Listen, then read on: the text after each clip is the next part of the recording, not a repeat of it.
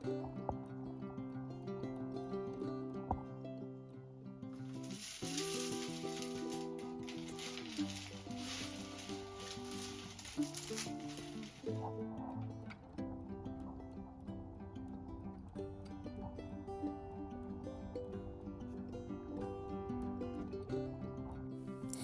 સ્વામિનારાયણ, કેમ છો બધા? મજામાં છો? વેલકમ ટુ જ્યોતિષ લોક. આજે હું બનાવવાની છું તીખા ગાંઠિયા.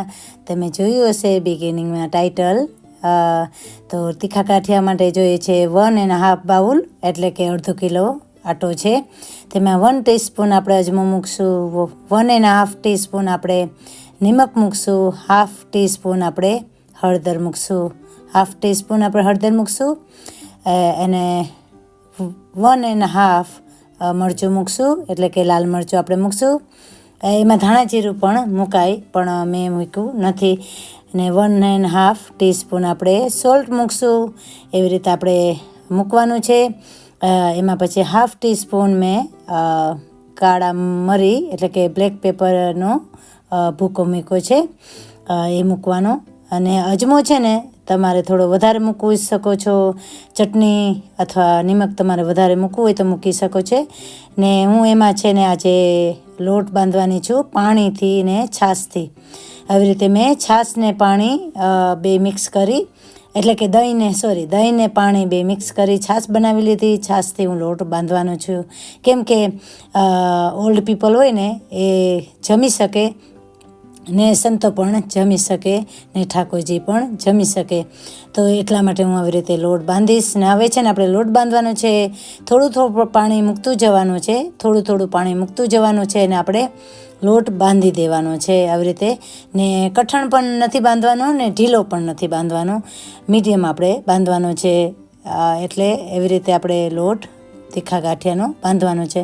તીખા ગાંઠિયા બહુ સરસ બન્યા છે. તમને હું જણાવીને આનંદ થયો છે મને કે આજે હું તમને પ્રોપર રેસીપી આપું છું. જો આવી રીતે થોડું પાણી મૂકતું જવાનું ને લોટ બાંધતું જવાનું. ને છે ને વધારે કઠણ બાંધશો ને તો છે ને તમારા ગાંઠિયા સરસ નહીં બને. એટલે એકદમ કઠણ નથી બાંધવાનો, આપણે ઢીલો રાખવાનો છે. એટલે સંચામાં પડવા જોઈએ એવી રીતે આપણે ગાંઠિયાનો લોટ બાંધવાનો છે. એટલા મસ્ત થયા છે, પોચા થયા છે. પ્લીઝ તમે લોકો બનાવજો.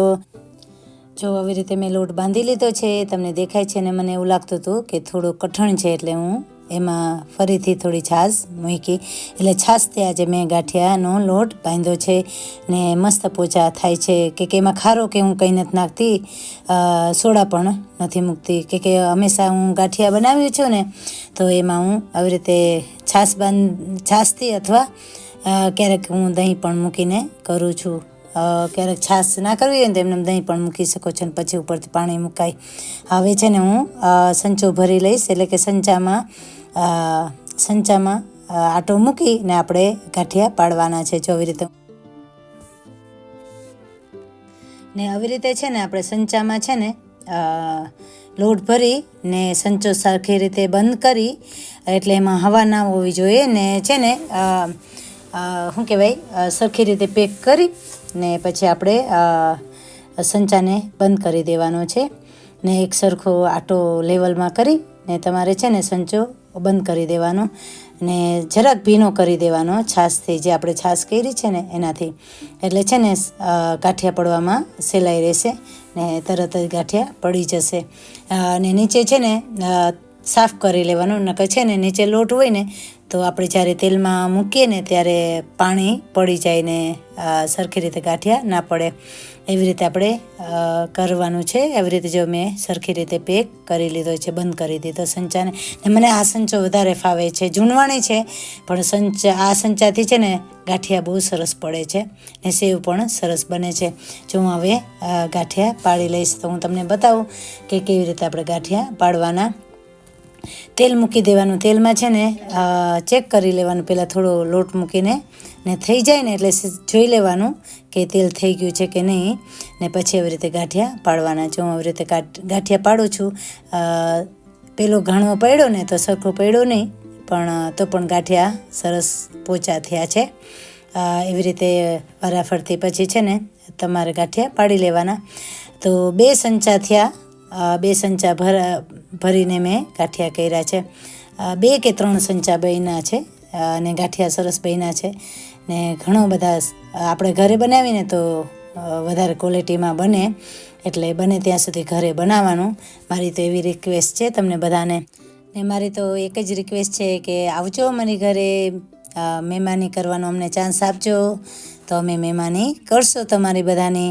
પ્લીઝ યુટ્યુબ ફેમિલી એન્ડ મારી Facebook family, TikTok family and Insta family. હવે તો 4 ફેમિલી થઈ છે. 4 ચેનલ ચલાવું છું તો મારા માટે થોડું અઘરું પડે છે, પણ ટ્રાય કરું છું કે બધાને હું સાથે લઈને ચાલું ને તમે બધા મારાથી હેપી રહો ને મારી રેસીપી તમે બધા ફોલો કરો ને શેર, સબસ્ક્રાઈબ, લાઈક પણ કરી દેજો. આવી રીતે જો હું આવી રીતે એક પછી એક છે ને ગાંઠિયા પાડી લઈશ. એટલે આ પહેલો જ હજી ઘણો મેં પાડ્યો છે, હજી બીજો પાડીશ. એમ કરતાં કરતાં છે ને 2-3 સંચા થશે ને આવી રીતે હું ગાંઠિયા પાડી લઈશ. તમારે બધાને શીખવું હોય કોમેન્ટ કરજો. ક્યારેક લાઈવ આવીશ ટિકટોકમાં તો તમને બધાને શીખવાડીશ. ને મારા 700 થઈ જશે ને તો હું યુટ્યુબમાં પણ લાઈવ આવવાની છું ને તમને બધાને રેસીપી શેર કરીશ. તમે કોમેન્ટ સેશનમાં કોમેન્ટ કરજો કે તમારે કઈ રેસીપી જોઈએ છે, તો હું તમને બધાને એ રેસીપી તમને શેર કરીશ લાઈવમાં. ટિકટોકમાં પણ હું લાઈવ છું, પછી યુટ્યુબમાં હવે લાઈવ થઈશ, કેમ કે 700 થઈ જાય ને પછી આપણાથી લાઈવ કરી શકાય છે. પહેલાં પણ કરાય, પણ મારું કહેવાનું એમ થાય છે કે હું 700 થાય ને પછી હું લાઈવ કરું. ને કાલે અક્ષય પુરુષોત્તમ મહારાજના વધામણા છે, 2 સ્વામિના મંદિર બર્મિંગહામ. પ્લીઝ બધા જો 4 થી 7:30. પ્લીઝ વેલકમ ટુ BAP સ્વામિના મંદિર બર્મિંગહામ. ચાલો હું હવે અહીંયા મારા ગાંઠિયા પાડી લઉં. તમને રેસીપી પસંદ આવી હોય પ્લીઝ સબસ્ક્રાઈબ કરી દેજો ને શેર કરી દેજો ને ટેસ્ટ કરવા પણ મારી ઘરે પધારજો. હું તમને બધાને ઇન્વિટેશન આપું છું, ઓપન ઇન્વિટેશન. ને અહીંયા કંઈ ઘટે એમ છે ને કે ઠાકોરજી છે ને આપણી સાથે જ છે. ચાલો હવે ભગવાનને છે ને ગાંઠિયા ધરાવી દઉં.